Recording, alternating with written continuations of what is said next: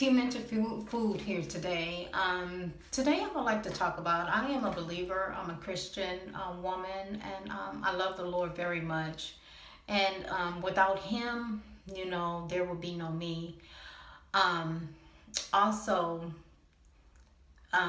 also, if it wasn't for Him leading me to this well of healing and healing in regards to being in bondage, any type of bondage. Anytime there's bondage, God is not happy with someone being in bondage. My bondage was narcissistic abuse. My whole entire life practically, I was around narcissists. And if you are around narcissists are, it's as if you just been put in a pit of snakes, and these snakes are biting you at every chance that you get, and that you really don't have a life until you start figuring out what exactly has happened to you. So you're in a pit with these snakes, and every time you turn around, you are being, manipulated, conned, used, and abused. I know this probably sounds like a lot of people that have been in abusive situations, but one thing about being in a situation with a narcissist and you feel this confusion, it's just that you are just like confused. You don't know what's right anymore, or what's real. You don't know what's real. It's just like your mind kind of stays in a playground vacuum cleaner of darkness. And while being in this pit with these snakes, you are like taken away from yourself. Yourself is no longer there. So you really don't know what's real anymore, what's fake, what's this, what's that. But what happens is that you start feeling like something is just not right. This doesn't feel right. You see little glimmers of the person that you're really around and the things that they be saying, and it just, a lot of it don't add up. It's just not adding up. And so you're wondering, like, what's really going on. You may also feel inconsistent in yourself, and they call that like a cognitive dissonance, where you're really not consistent in how you're feeling about a person or how you're feeling about a situation. You may one day feel like, oh, this person is okay, and then like the next minute or hour, you're like, no, something else. You're feeling something else in regards to this person.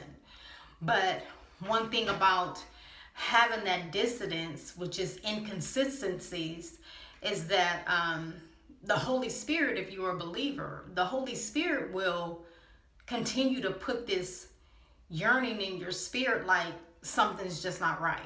No matter what, no matter how we try to shake it away, no matter how we try to mix it up and just not face, the real reality of what we're going through, the Holy Spirit will not allow us to be taken away from what we really are feeling. So it'll just start to be like these consistent patterns that you may start to see in your life.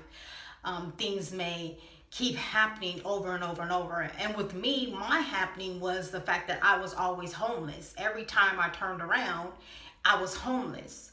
To the point where it was so crazy. It was like I'd be in a place one month, 2 months, and then that's it. I'm getting, losing a job, losing a place, losing this, losing that.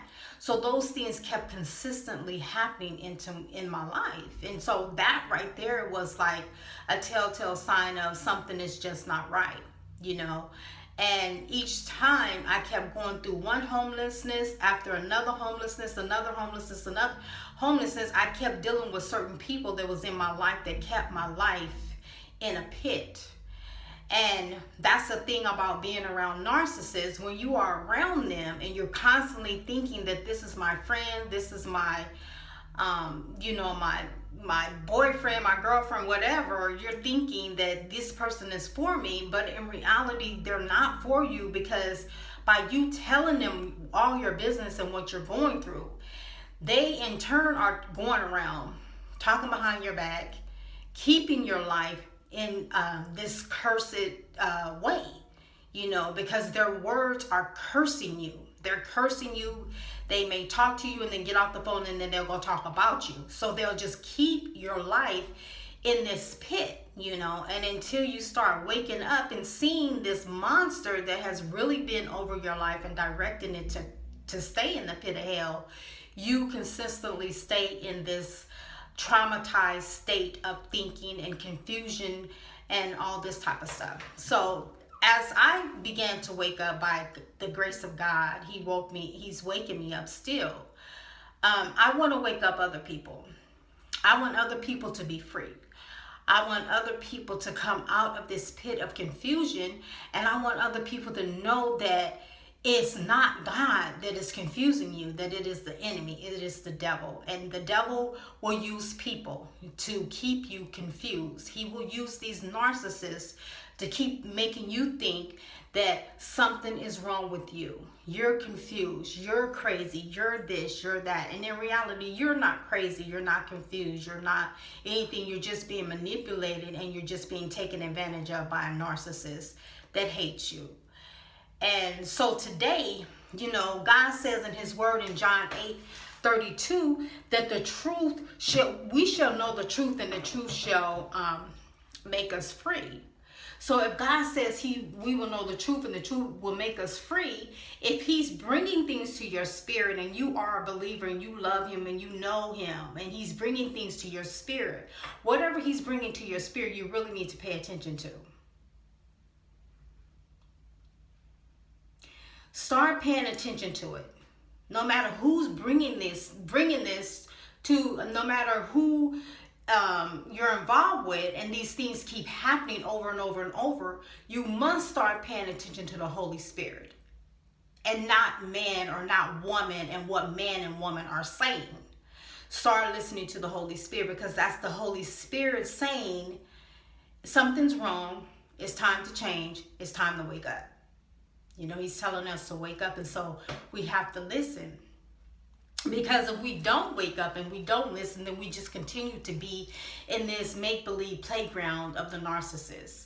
Narcissists like keeping you childlike. They don't like you to grow up. They want you to stay as if you're 12 years old or 9 years old. They like keeping you in this state of being a kid. You're not a kid when you're a grown woman or you're a grown man.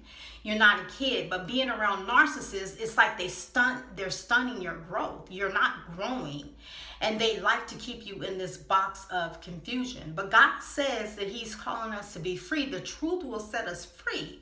So if you've been getting pings and bings of the truth lately, okay, this is more of that the Holy Spirit is giving to you. Just know that the truth, he will give us the truth. The truth will set us free, and we must start paying attention to that truth in order to have our complete freedom. And God says that in his word also that he has a great plan for us. He has a beautiful plan for our lives. In Jeremiah 29:11, he says, "For I know the plans that I have for you, plans not to harm you, but plans to give you a hope and a future."